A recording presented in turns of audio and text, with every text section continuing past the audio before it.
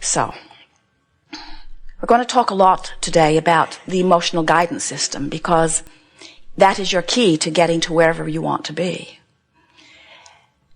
If you make a decision that wherever you are, it is your dominant intent to find a feeling that feels even a little bit better.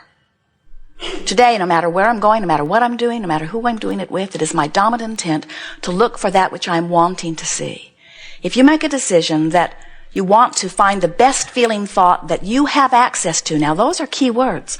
Not the best feeling thought that has ever been thought by anybody. Not the best feeling thought that you have ever thought, but the best feeling thought that you have access to right now. So think about it.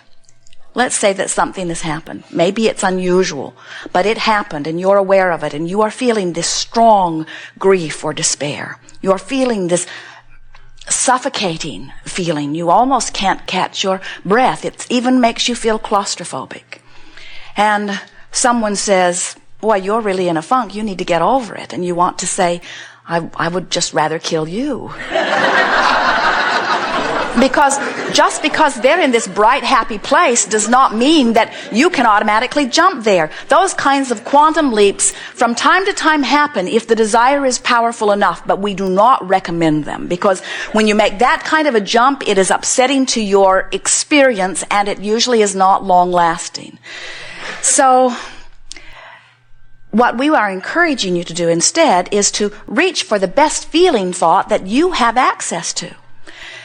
So think about it. Now think about what that depression might feel like or has felt like. And then think about a thought. And by the way, these thoughts come to you as a sort of self-surviving mechanism. Sometimes your inner being even offers them to you. A thought of anger.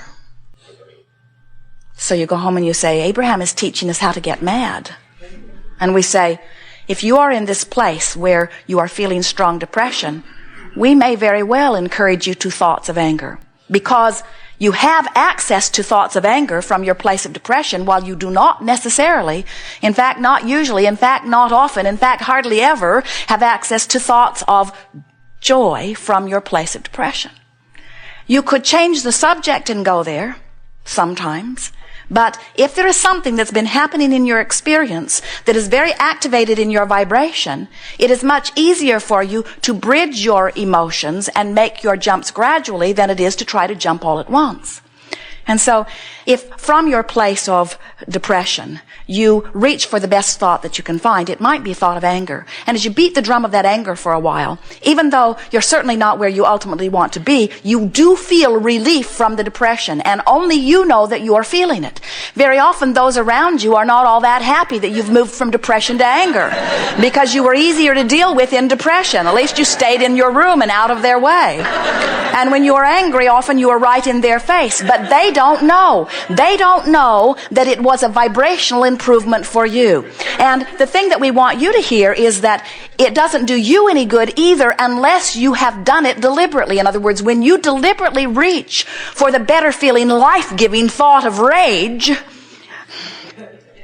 which felt so much better to you than the thought of despair or depression. And you then manage to beat the drum of that a little bit, and most importantly, you stop and say, I have chosen this thought and it feels better, and no one else knows the improvement on my journey that I have made. Now you have regained some of your power. And that feeling of powerlessness begins to subside just a little bit. And as that feeling of powerlessness subsides just a little bit, now you're in a different vibrational place, and now you have access to better feeling thoughts that just a little bit ago you did not have access to. But then from anger, you can jump easily into frustration, and from frustration into overwhelmment, and from overwhelmment into pessimism, and from pessimism into maybe some hopelessness, or some pessimistic hopelessness anyway. And then you can move from some hopefulness into optimism, and then you can move into believing, into knowing, into that place where you really are. But it is a gradual process. And by gradual, we don't mean weeks or months or years or even days. We mean you just can't make the jump all at once. And sometimes what happens is, when you are in your place of despair or depression or anywhere along this vibrational meter, and one of your well-meaning Abraham friends who says, you know, you create your own reality, You say, yes, I've been scripting about your death all day here.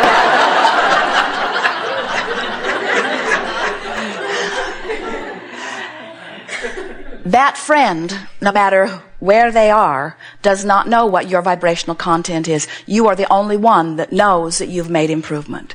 As Jerry and Esther go across the desert, quite often they go from Phoenix to San Diego, and about halfway between Phoenix and San Diego is Yuma, Arizona. And when Jerry and Esther would discover that they are in Yuma, they do not just pull off the side of the road and cry because they are not in San Diego. In other words, they understand. They don't get so upset that they're not where they want to be that they get disoriented and just turn around and go back to Phoenix. Because that journey is quantifiable. In other words, it's easy to understand the distance between Phoenix and San Diego. And so it's easy to understand. Let's see, if my destination is San Diego and I'm facing in the direction of San Diego and I keep going, it is reasonable to expect that I would get there.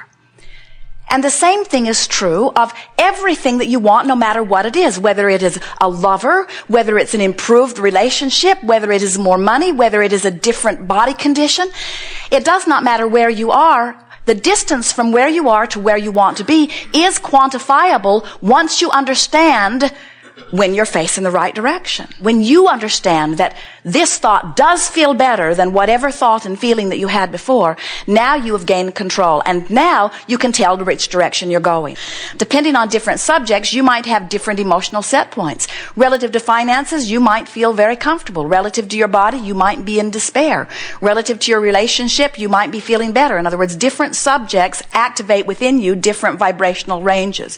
But the whole, the sort of sum total, the sort of averaging out of what your vibration is, which is really the sum total, the averaging out of the thoughts that you're thinking during a day, let's say, that equals your point of attraction. And your point of attraction is what is manifesting in your experience. And so we want you to become very aware of the way you feel, but we don't want the way you feel to frighten you, because we want you to understand that just like going from Phoenix to San Diego, that once you are aware of what an improved feeling feels like, and once you are factoring out what everybody else thinks about it, then your guidance system will work for you.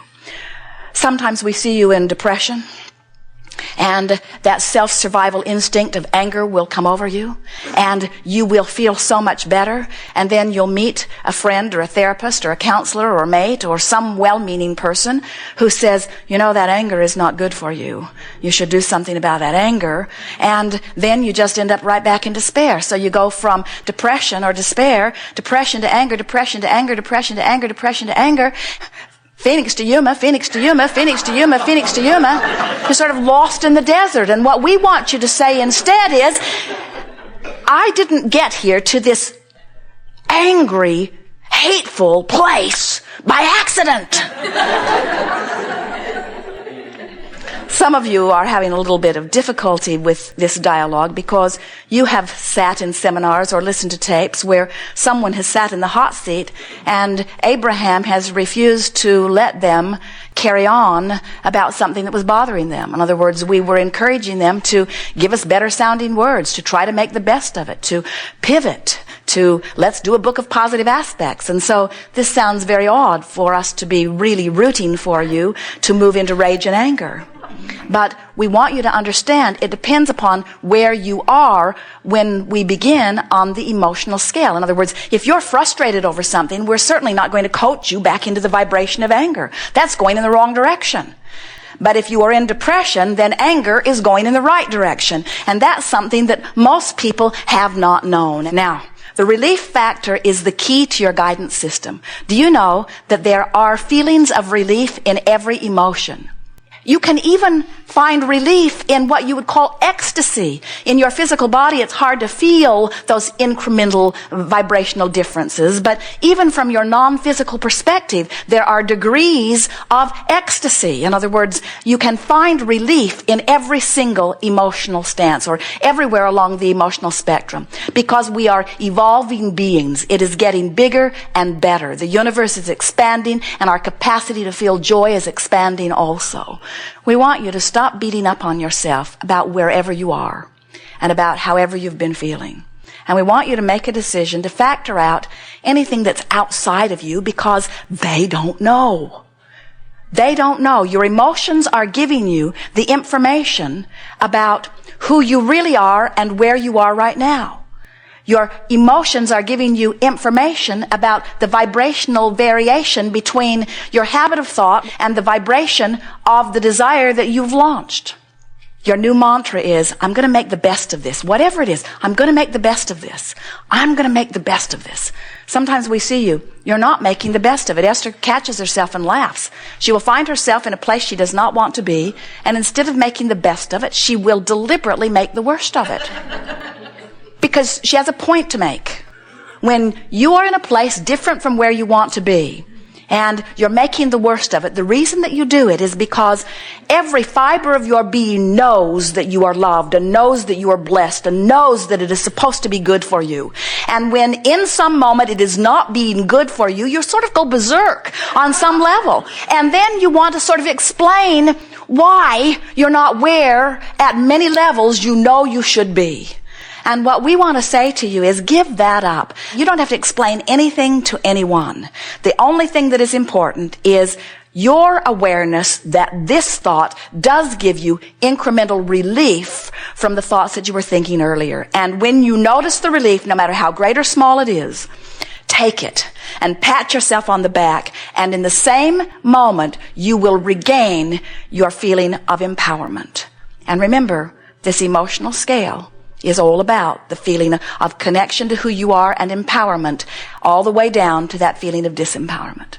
So then when you think about those emotions that are down here at these lower registers, and you think about despair, you think about grief, you think about fear, aren't they all about disempowerment? In other words, whenever you say, I'm afraid of something, isn't it the feeling of being out of control? Isn't it the feeling of something that you definitely don't want to happen, but there's something that's out of your ability to do anything about it? Isn't that what that feeling is? And don't all of those emotions that are on that negative end of the scale, and that's a tricky thing to say because the graduations are so steady, but you get the sense of what we are talking about. Don't they feel empty? Doesn't fear feel empty? Anger, doesn't it feel empty? And it is, because it is you disallowing who you really are to flow. Now you know everything we know. We are eager to talk with you about anything that is important to you. You will discover a delicious unfolding. Sometimes we will not call you to the chair, but we will answer your question just the same. For everything that you are wanting to know, we are fully aware of. Sometimes we will ask a representative on your behalf to come and ask your question.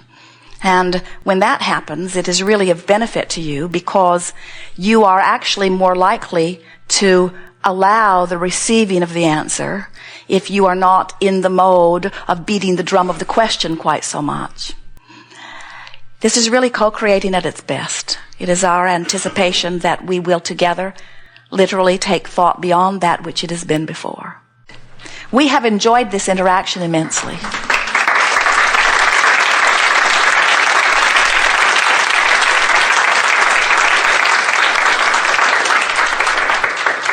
It is wonderful to come together with those like you who are coming more and more in every day to understand the perfection that is you. You will never get it done, and you cannot get it wrong, but it is supposed to be fun. It is supposed to feel good. You are supposed to feel good. You are blessed, loved beings, and you are supposed to thrive. So get on with it. There is great love here for you. We are complete.